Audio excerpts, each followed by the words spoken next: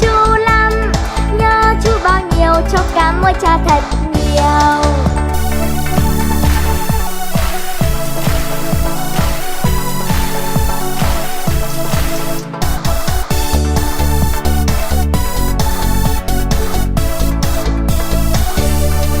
Vai chú mang súng, một cái người sao đẹp xinh, đi trong hàng ngũ chú hành quân trông thật nhanh.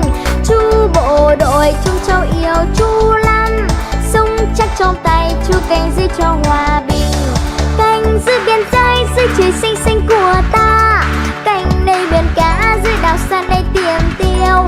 Chú bộ đội chúng cháu yêu chú lắm, nhớ chú bao nhiêu, cho cảm ơn cho thật nhiều.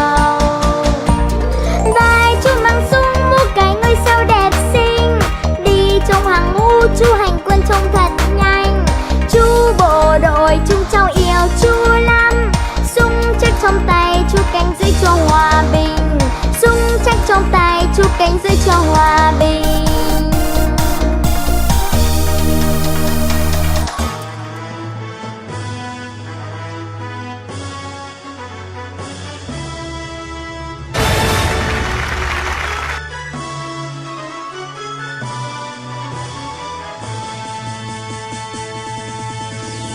Nào cùng nhau ta hát lên, vì chúng ta là chiến sĩ.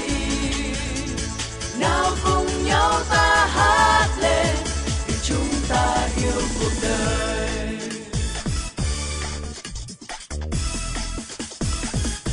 Bạn hãy vui cùng những người lính trẻ, rất yêu đời và luôn mơ ước mơ được giữ trong tim mình những tháng năm đồng đội bên nhau.